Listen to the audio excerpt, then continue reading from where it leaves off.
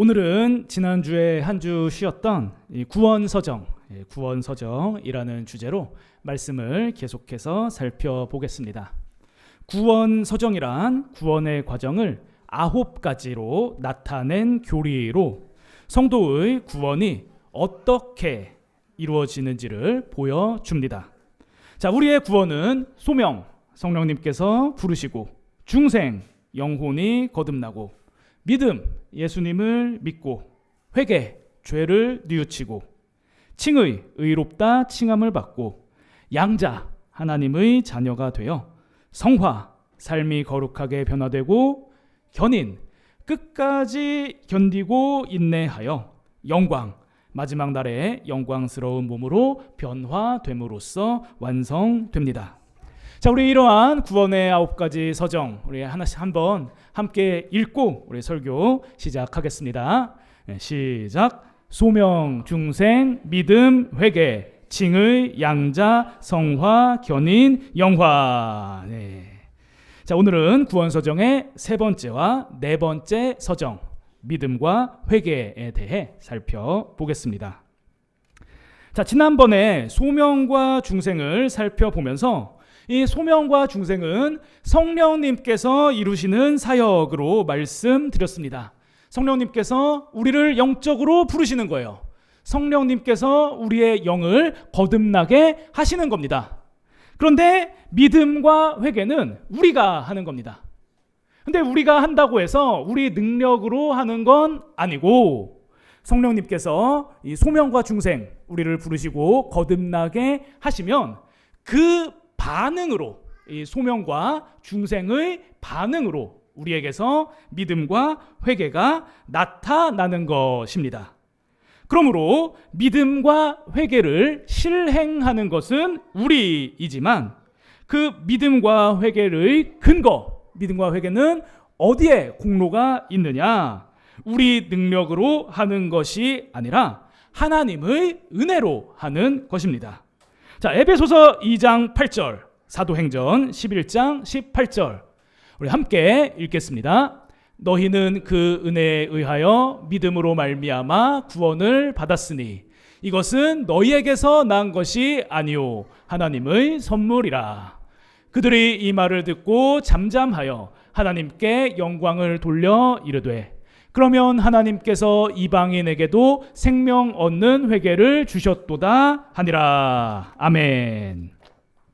자, 이 말씀을 보면 먼저 에베소서 2장 8절은 믿음이 우리에게서 난 것이 아니라 하나님의 선물이다. 그러니까 내가 믿는 것이지만 하나님께서 주셨다라고 말씀하고 있고, 또 사도행전 11장 18절도 하나님께서 이방인에게도 생명 없는 회개를 주셨다. 그러니까 이방인이 회개를 했지만 그 회개는 하나님께서 주신 것이다 라고 분명히 말씀하고 있습니다.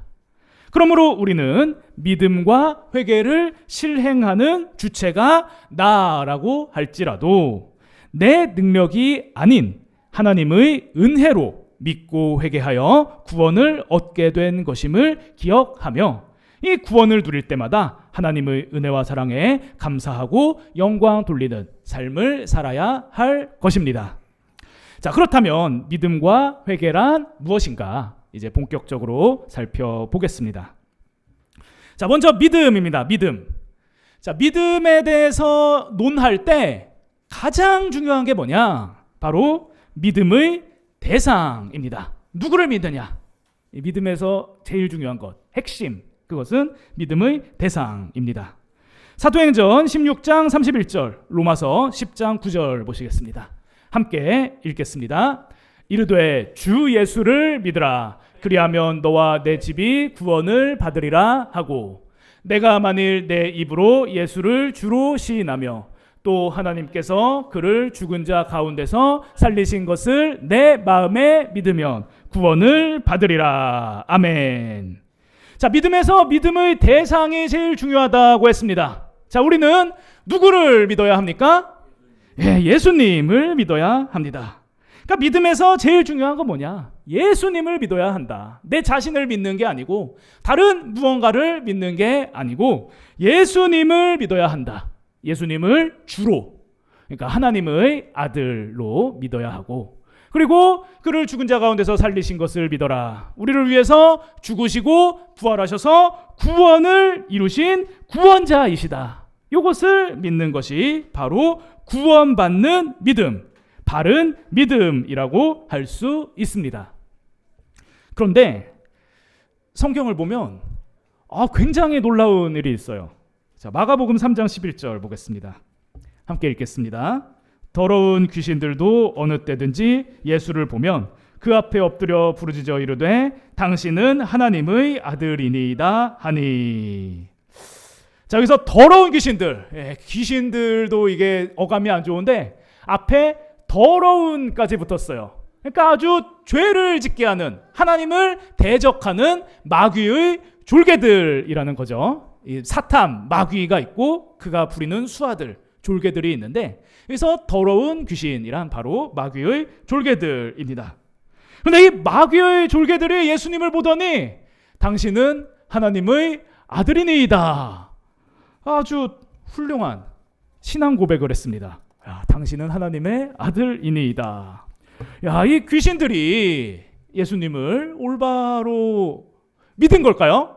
이 귀신들이 당신은 하나님의 아들이니이다 라고 고백한 이것을 구원받는 바른 믿음이라고 할 수 있습니까? 없습니까?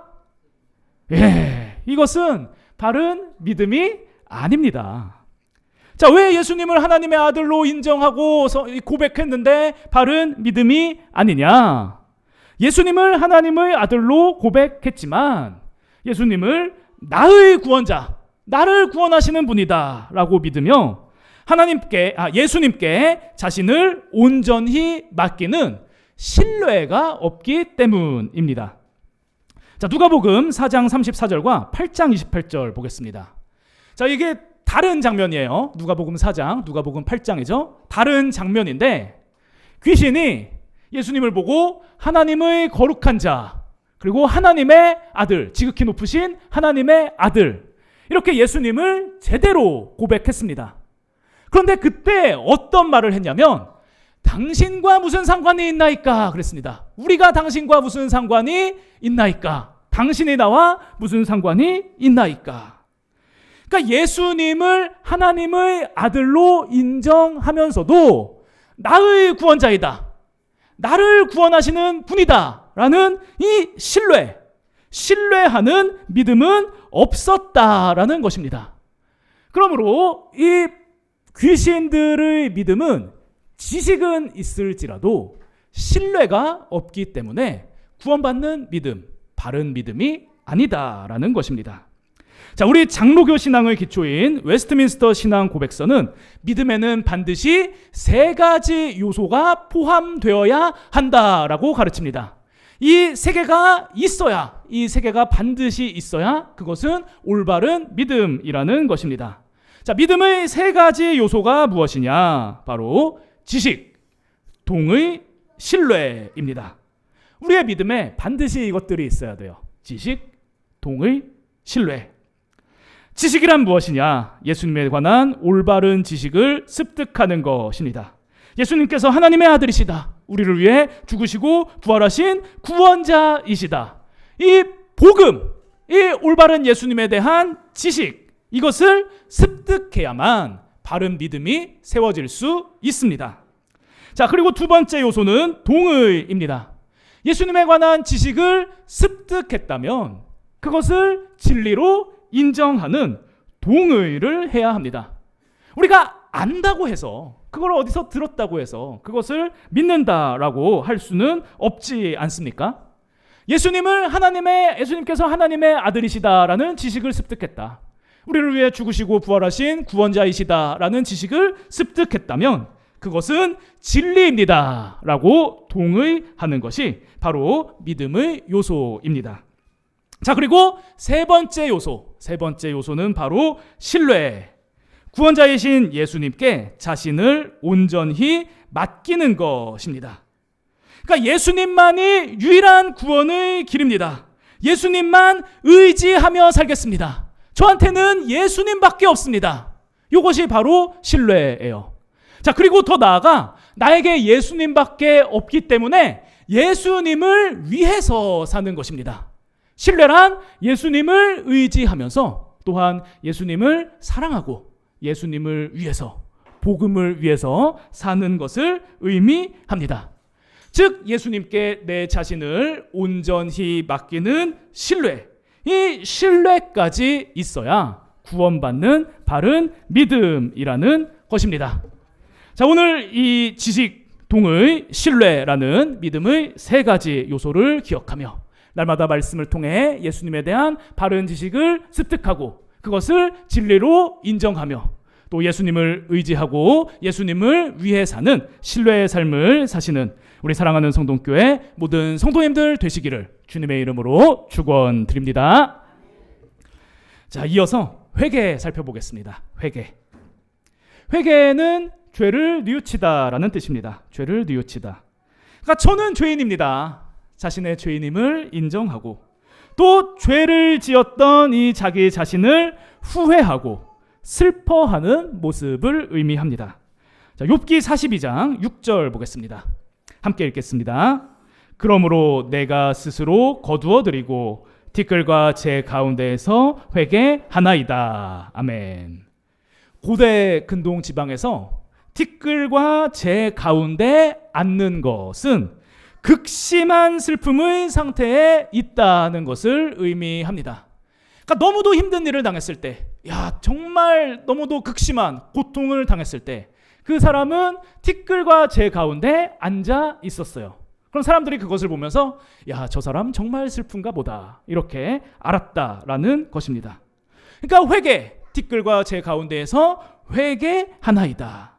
이 회개라는 것은 자신이 죄인임을 깨닫고 그것을 후회하며 크게 슬퍼하는 것을 의미한다는 것입니다. 자, 그런데 후회하고 슬퍼한다라고 해서 그것을 바른 회개, 구원받는 회개라고 할 수는 없습니다. 자, 마태복음 27장 3절과 5절 보겠습니다. 함께 읽겠습니다. 그때 예수를 판 유다가 그의 정죄됨을 보고 스스로 뉘우쳐 그 은 30을 대제사장들과 장로들에게 도로 갖다 주며 유다가 은을 성소에 던져놓고 물러가서 스스로 목매어 죽은지라. 가룟 유다는 죄를 지었죠. 예수님을 은 30에 팔아버렸습니다. 그런데 이것을 뉘우쳤어요. 아주 후회하고 크게 슬퍼했습니다. 얼마나 후회했는지 은 30을 도로 이 대제사장들과 장로들에게 가서 던져버렸어요.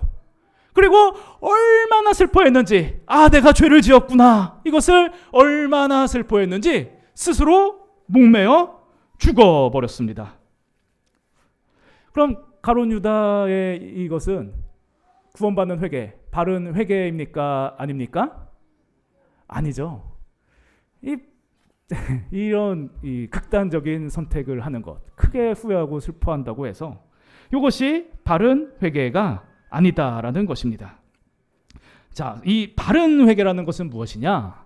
자신이 죄인임을 인정하고 죄를 회개하고 슬퍼할 뿐만 아니라 죄에서 돌이키는 것입니다. 그러니까 회개하기 전 우리는 죄를 향해 가던 자들이었어요. 그런데 예수님을 믿으면, 예수님을 믿게 되면 죄를 향하던 삶의 방향을 하나님께로 돌이켜서 하나님, 의를 향해 가는 삶으로 변화된다는 것입니다. 그래서 회개란 죄를 후회하고 슬퍼하되 돌이키는 것, 이 돌이키는 것을 의미합니다. 자, 사도행전 3장 19절 보겠습니다. 함께 읽겠습니다. 그러므로 너희가 회개하고 돌이켜 너희 죄 없이 함을 받으라. 이같이 하면 새롭게 되는 날이 주 앞으로부터 이를 것이요. 아멘. 자, 이 말씀을 보면 너희가 회개하고 돌이켜, 회개하고 돌이켜 너희 죄 없이 함을 받으라 라고 말씀하고 있습니다. 그러니까 예수님을 믿었다면 이제 회개를 하는데 그냥 후회하고 슬퍼하는 것이 아니라 이제 예수님을 믿는 그 믿음을 따라서 돌이키다, 죄에서 돌이켜 하나님을 향하는 이 삶의 방향을 전하는 방향을 정하는 그런 삶을 살아야 한다는 것입니다. 자, 그래서 회개라는 단어를 살펴보면 이러한 측면이 아주 잘 내포되어 있습니다. 회개를 헬라어로 메타노이아라고 해요. 메타노이아. 이 메타라는 것은 넘어서다, 그리고 바꾸다라는 뜻입니다. 바꾸다. 그리고 노이아는 마음, 생각이라는 뜻입니다. 그러니까 회개는 마음을 바꾸다, 생각을 바꾸다라는 뜻입니다. 원래는 죄를 향해 가는 마음, 죄를 향하는 생각이었다면 그것을 돌이켜서 바꿔서 하나님을 향하도록 이 삶의 방향이 바뀌는 것이 바로 회개라는 것입니다. 그래서 구원받는 바른 회개란 자신이 죄인임을 깨닫고 죄를 후회하고 슬퍼하며 죄에서 완전히 돌이켜서 하나님을 바라보는 삶을 사는 것이라고 할 수 있습니다. 자, 그런데 이러한 점을 또 한번 생각해 봅시다. 구원 서정은 소명 중생, 믿음 회개, 칭의 양자, 성화 견인, 영화라고 말씀드렸습니다. 그러니까 소명 중생, 성령님께서 부르시고 영혼의 거듭남이 이루어져요. 그럼 예수님을 믿습니다. 그 예수님을 믿으니까 죄를 뉘우쳐요. 하나님으로 방향을 잡습니다. 그럼 하나님께서 그 믿음과 회개를 보시고 우리를 의인이라고 하십니다. 의롭다 칭함을 받다. 칭의, 의롭다 하십니다. 그리고 양자 삼아주셔요. 너는 나의 아들이다, 나의 딸이다, 하나님의 자녀로 삼아주는 양자가 일어납니다. 자, 그렇다면 믿고 회개하여 칭의, 의롭다 칭함을 받고 양자, 하나님의 자녀가 된 사람은 또 회개할 필요가 있을까요? 없을까요? 회개는 한 번 하고 끝납니까? 아니면은 살아가는 동안 계속해서 반복해서 해야 합니까? 예, 반복해서 해야 한다. 예, 아주 정답입니다. 아주 정답이고요. 더 완벽한 정답은 뭐냐? 한 번만 하는 회개가 있고 반복해서 하는 회개가 있다라는 것입니다. 자, 우리가 예수님을 믿음으로 삶의 방향을 돌이킨다라고 했어요.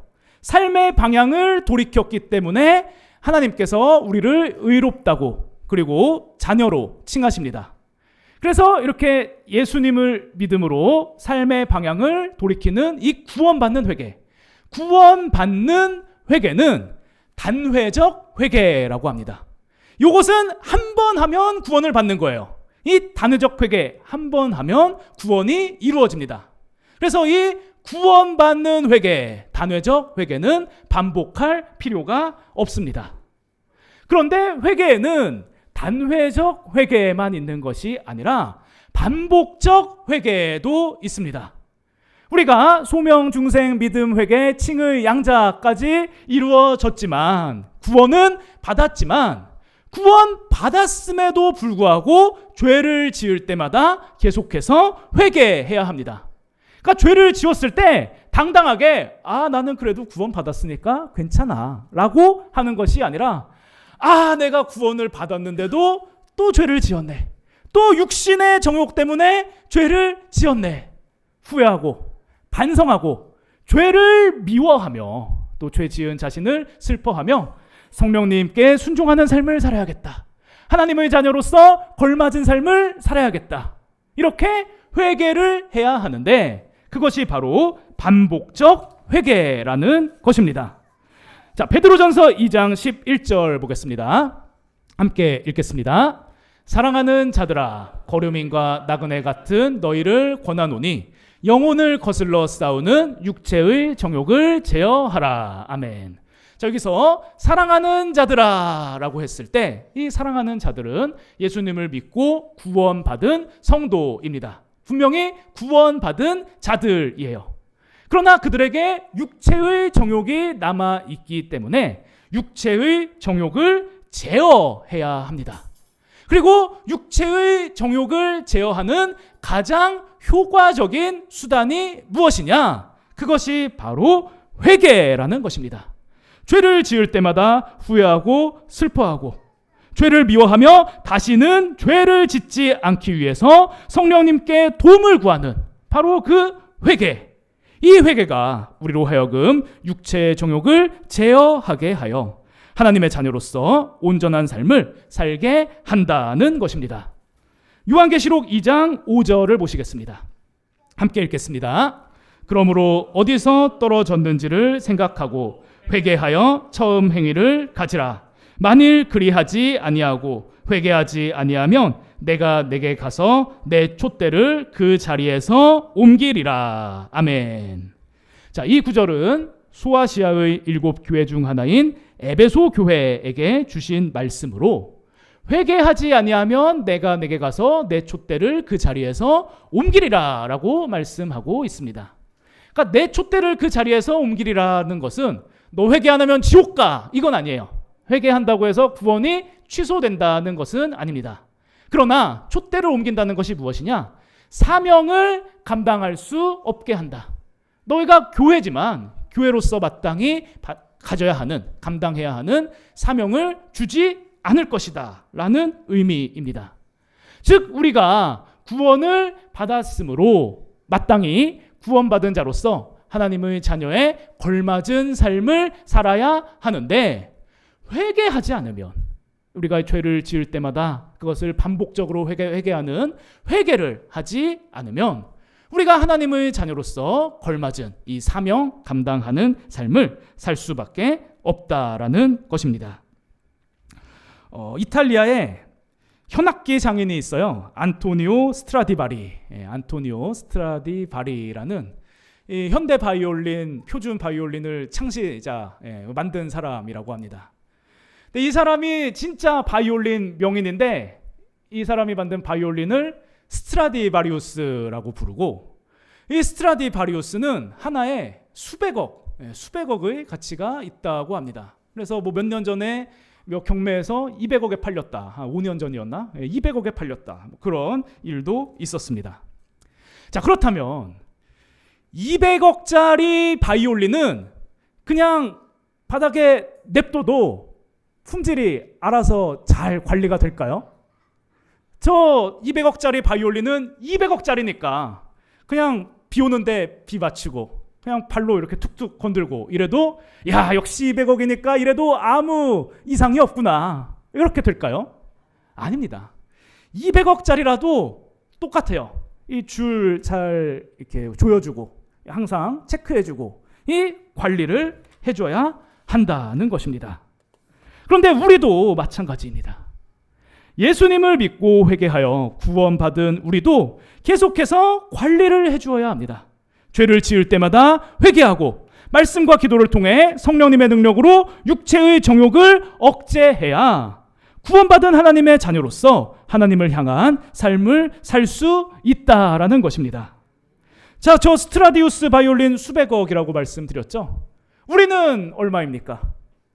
우리 구원받은 한 영혼은 천하보다 귀하다고 했습니다. 그렇다면 이 천하보다 귀한 우리의 가치를 드러내려면 어떻게 해야 하느냐? 매일 회개하고 매일 성경 읽고 기도 드리며 이 성령에 순종하는 삶을 살아야 천하보다 귀한 우리의 가치가 드러나고 하나님께 영광 돌리는 삶을 살 수 있다는 것입니다. 자, 오늘 살펴본 이 믿음과 회개, 이 내용을 기억하며 우리에게 믿음과 회개를 이루어 주신 하나님의 은혜에 감사드리고 또 계속해서 예수님을 신뢰하는 믿음과 반복적 회개로 구원을 누리는 삶을 사시는 우리 사랑하는 성동교회 모든 성도님들 되시기를 주님의 이름으로 축원드립니다.